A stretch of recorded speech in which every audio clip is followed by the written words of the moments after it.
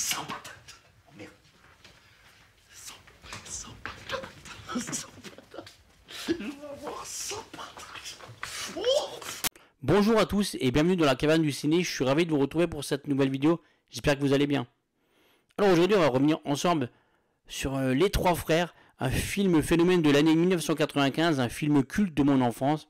Un film que j'ai dû voir honnêtement une vingtaine de fois et dont je connais les répliques par cœur. Alors je suis très heureux d'évoquer ce film aujourd'hui et j'ai vraiment pris beaucoup de plaisir à faire cette vidéo. J'ai littéralement grandi avec Les Inconnus et leurs sketchs à la télévision. Alors quand leur premier film est sorti en 1995 au cinéma, c'était franchement une dinguerie. Alors j'espère que vous êtes confortablement installés chez vous ou ailleurs et que vous êtes prêts à me suivre en direction de Paris sur les traces de Didier, Bernard et Pascal qui vont tous les trois hériter de Sans Patate. Allez go, c'est parti. Votre cola, avec ou sans patate? Sans patate.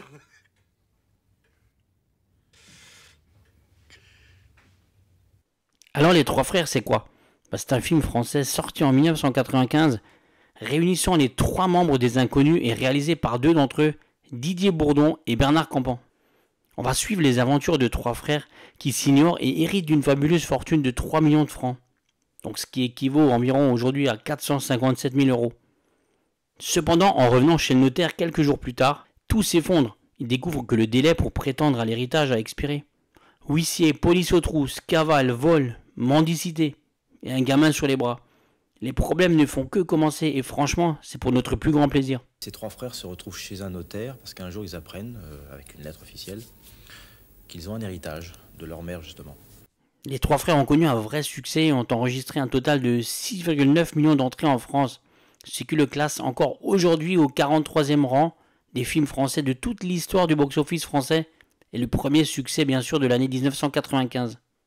Alors devant des films, excusez du peu, tels que Les Anges Gardiens, Gazon Maudit, Bad Boys, Apollo 13, Braveheart, GoldenEye ou encore Die Hard 3, Une journée en enfer. Et il faut d'ailleurs noter que c'est la première fois depuis 1983 et la grande époque des Zidi, Coluche, Belmondo, Weber et autres Pierre Richard qu'il y a 6 productions nationales dans le top 10, dont 4 comédies. Et le film obtient le César de la meilleure première œuvre quelques mois plus tard. Je suis yougoslave. Et mon enfant, il est malade, madame, monsieur, madame, s'il vous plaît, madame, madame. Mais tout d'abord, parlons un petit peu des Inconnus.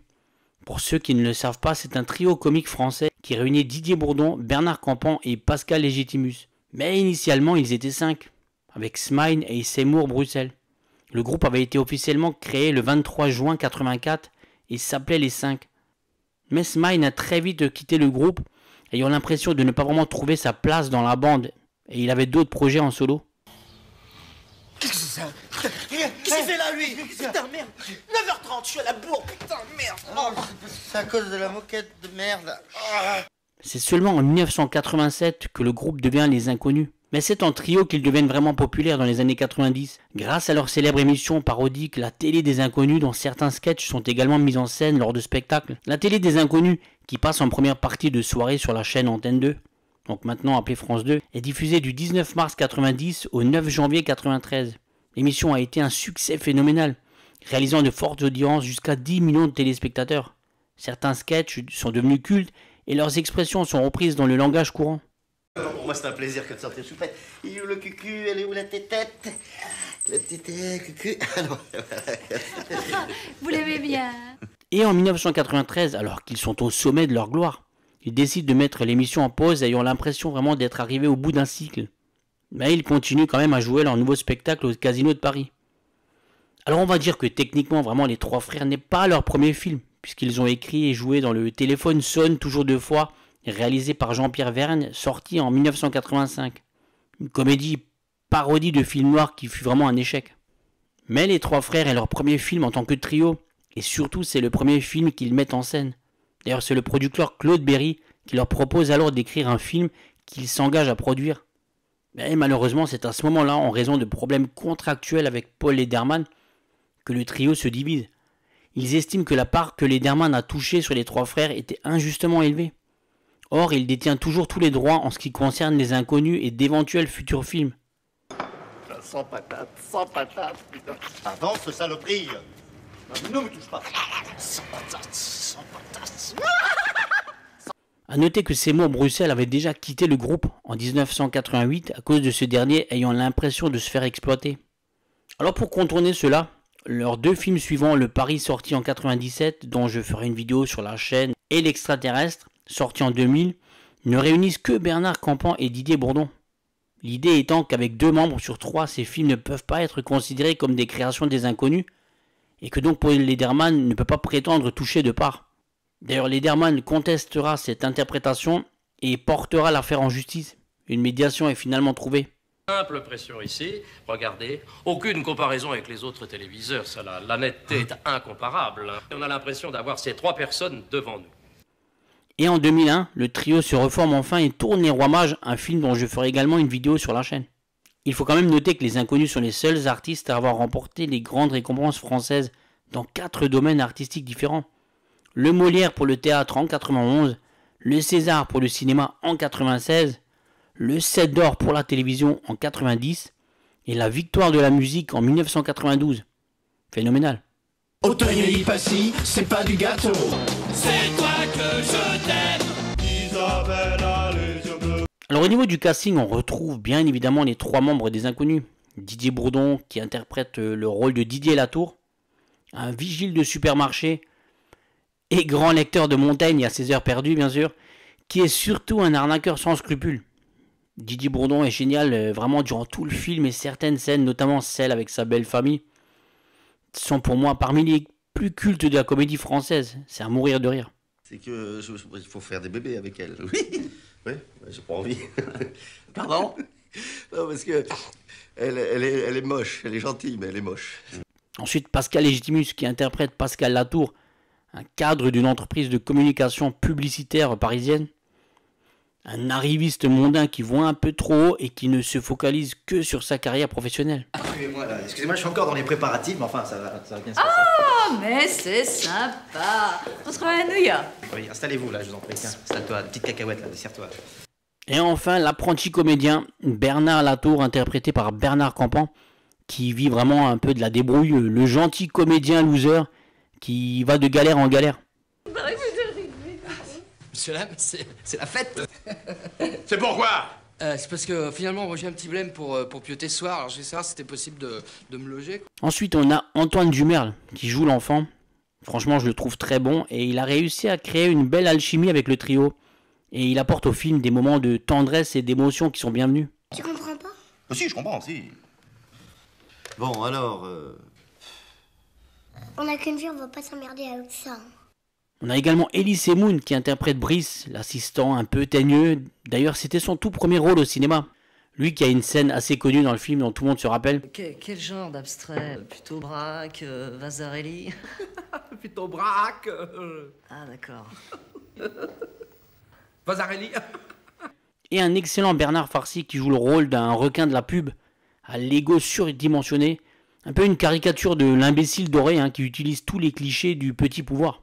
C'est d'ailleurs lui qui a spontanément lâché la fameuse phrase « Les frères Mickey » pendant la scène du repas. Tu sais que c'est pas seulement des peintres, tes amis, c'est aussi des comiques, Des comiques, Vous vous foutez de ma gueule, les frères Mickey? Et dans le reste du casting, franchement, je vois aucune fausse note. D'ailleurs, je tiens à souligner les performances de Pierre Méran et Jean-François Pastou, qui joue le rôle de l'huissier un peu revêche. Franchement, je les trouve superbes. Oui. Oh oui, ça vous fait rire, oui. Pour reconnaître, monsieur le juge, on fait pas un métier qui est facile. Surtout si tous les clients réagissaient de la même manière, là. Et pour l'anecdote, il faut savoir que c'est tout d'abord Jordi, jeune chanteur en plein boom dans les années 90, qui a été casté. Vous vous rappelez de lui, non? C'est dur être bébé. Il a passé une audition, mais n'a pas convaincu, comme le rapporte Bernard Campan. On s'est retrouvé face à un homme qui était trop jeune et qui n'en avait rien à faire. Le film, lui, a été tourné entre janvier et mars 95. La scène de Rave Party et celle où Didier et Bernard font une marche arrière avec la Chrysler Windsor ont été tournées à Ivry-sur-Seine, à proximité de l'actuel centre commercial Quai d'Ivry. Certaines scènes ont été tournées rue Molière et rue Jules Van Zup, toujours à Ivry. Et le tournage s'est aussi déroulé à Paris, Noiseau et dans le sud de la France, notamment à Aix-en-Provence et à l'aéroport Marseille-Provence. Il se trouve que l'usufruit de votre quote-part entière indivisée... C'est ce que je comprends pas. Excusez-moi, je vous permets juste 2 secondes parce que je comprends pas l'histoire du jus de fruits là. Du jus de fruits. En découvrant l'appartement de Pascal Latour au début du film, on remarque bien sûr les artistes Kundelic et le Whiteman. Ces 2 personnages sont tout à fait fictifs, mais ils ont été inspirés d'artistes bien réels. Le sculpteur grec Yanis Kounelis et le peintre Robert Riemann. Et puis clairement, parce qu'elle comprend pas. L'usufruit de votre quote-part entière indivisée. Non, ça va pas. Excusez-moi. Excusez-moi, ça m'est échappé parce que je comprends pas. Moi non plus, je comprends pas. Et il faut savoir quand même que le film contient plusieurs références à leur sketch de la télé des inconnus, notamment le Détache tout, qui était la lessive prox, le travail de Pascal, les publicitaires, et le passage à l'émission millionnaire, les sous-sous dans la popoche. Curriculum vitae excellent, rien à dire sur le bilan des compétences. Le seul détail gênant, oui, c'est que vous soyez actuellement sans emploi. À vrai dire, c'est pour ça que je suis là. Et à la fin du film, le cuisinier de l'orphelinat les appelle les rois mages, titre du film qu'ils tourneront 6 ans plus tard. D'ailleurs, à noter qu'une suite du film est sortie le 12 février 2014 et a pour titre Les Trois Frères, le retour.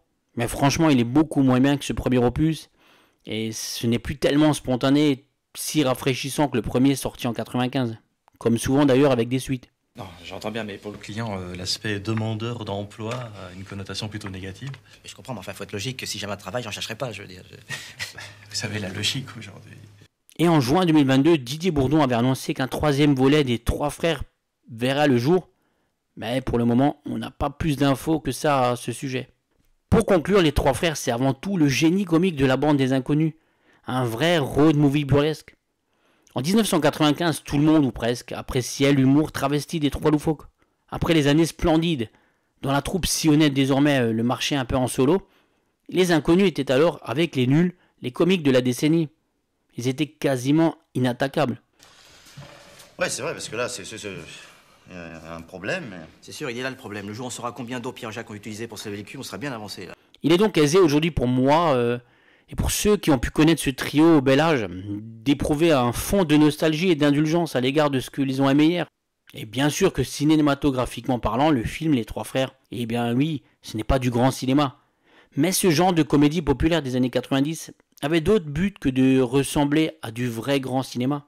Nous ne vous avons pas attendu, nous savons d'où vous venez, Didier. D'où je viens? Votre rendez-vous. Le décès de votre mère.